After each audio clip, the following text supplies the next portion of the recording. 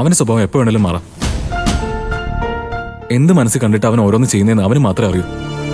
ശരിയാ, പക്ഷേ ഇപ്പോഴത്തെ അവസ്ഥയിൽ അവനെ വിശ്വസിക്കാതിരിക്കാനും പറ്റില്ല. നോക്കാം. അമ്മാവ വേറെ ആരൊക്കെ മാറിയാലും അവന്റെ സ്വഭാവത്തിൽ ഒരു മാറ്റം ഉണ്ടാവുമെന്ന് എനിക്ക് തോന്നുന്നില്ല. നമ്മുടെ ഒരു കണ്ണ് എപ്പോഴും അവന്റെ മേലുണ്ടാവണം. ശരി.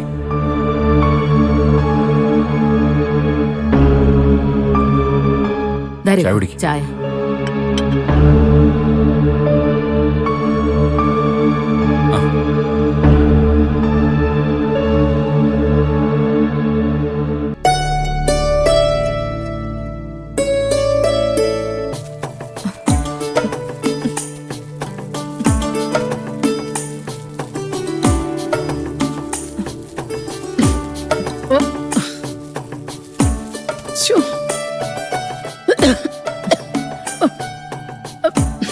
എടി, ഈ മുഖത്ത് ഈ മുഖക്കുരുള്ളപ്പോ തീയും പുകയും കൊണ്ടാൽ എങ്ങനെയാ? അത് കൂടുതലേ ഉള്ളൂ. അത് കുഴപ്പമില്ലമ്മ. ആ കുഴപ്പമുണ്ട്. നീ ട്രീറ്റ്മെന്റ് ചെയ്തിട്ട് കുറയാത്തതേ ഇതുപോലുള്ള ജോലികളൊക്കെ ചെയ്യുന്നോണ്ടാ. അതിങ്ങ് തന്നെ ഞാൻ നോക്കിക്കോളാം. വേണ്ടമ്മേ, ഇതിപ്പോ കഴിയും. വേണ്ടത് നീയാണോ തീരുമാനിക്കുന്നത്? ഇങ്ങോട്ട് മാറ്. ഇങ്ങതാ മാറിക്കേ.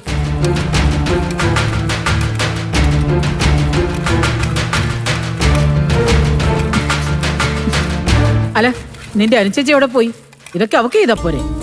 ചേച്ചി ഇപ്പോ മോന്റെ അടുത്തേക്ക് പോയതേ ഉള്ളൂ അമ്മേ. ആ, അവക്ക് കരിയും പുകയും കൊള്ളാനേ പണ്ട് ഇഷ്ടമല്ലല്ലോ. നിന്റെ കാര്യം നീ തന്നെ നോക്കണം പ്രതിഭേ. വെയില് കൊള്ളാൻ പോലും പാടില്ലെന്നല്ലേ ഡോക്ടർ നിന്നോട് പറഞ്ഞിരിക്കുന്നേ? ആ, ഡോക്ടർമാരെ അങ്ങനെയൊക്കെ പറയൂ അമ്മേ. അതൊക്കെ പാലിക്കാൻ നമുക്ക് പറ്റുമോ?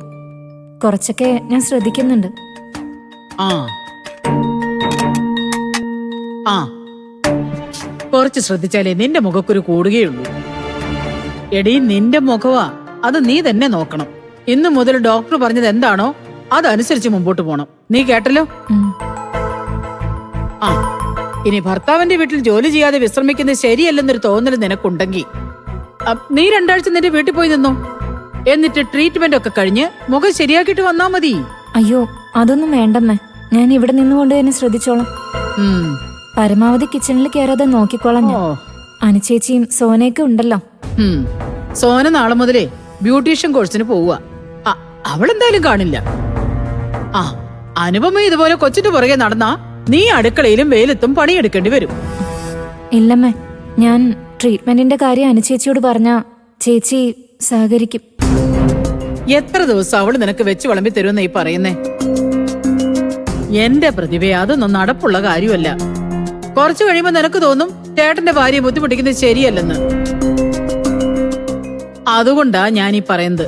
ഇതൊക്കെ ശരിയാവുന്നവരെ വീട്ടിൽ പോയി നിക്ക്. ഞാൻ സത്യനോട് പറയാന്നേ.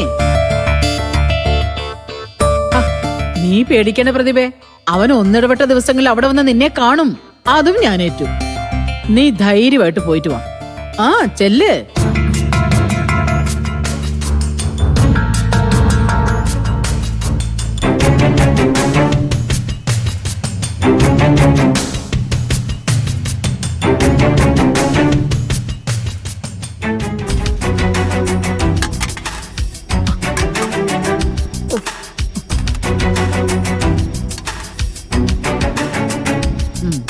ഇത് അടുപ്പിൽ തന്നെ ഇരിക്കട്ടെ. ഇനി അനുപമ വന്നിട്ട് ബാക്കി ചെയ്യട്ടെ.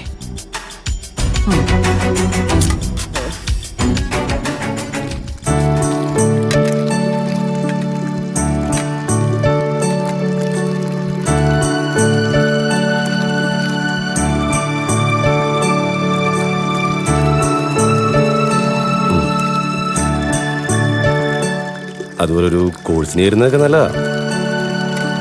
കുറെ കാലമായി വീട്ടിലിരുന്നുള്ളതിന്റെ ബോറടി മാറിക്കിട്ടും. മാത്രമല്ല, ഭാവിയിലൊരു ബ്യൂട്ടി പാർലർ തുടങ്ങാൻ പറ്റിയ നിനക്കൊരു ജോലിയും വരുമാനം ആവുകയും ചെയ്യും. പക്ഷേ അമ്മ നിന്നെ ഇങ്ങനെ ഒരു കാര്യത്തിന് പ്രേരിപ്പിക്കുന്നതിൽ അവർക്ക് മറ്റെന്തെങ്കിലും ഉദ്ദേശം ഉണ്ടോ എന്ന് കൂടി അറിയണം. അമ്മയ്ക്ക് ഇതിൽ വേറെ എന്തുദ്ദേശം ഉണ്ടാവാനാ ശ്യാമേട്ടാ? ഡിഗ്രി കഴിഞ്ഞ ഉടനെ ഞാൻ അടുക്കളയിൽ ഒതുങ്ങിപ്പോയതില് അമ്മയ്ക്ക് പണ്ടേ നല്ല വിഷമമുണ്ടായിരുന്നു. അങ്ങനെ ഒരു വിഷമം ഉണ്ടായിരുന്നെങ്കിൽ പിന്നെ അമ്മ എന്തിനാ ഡിഗ്രി കഴിഞ്ഞ ഉടനെ നിന്നെ എനിക്ക് കല്യാണം കഴിച്ചത്?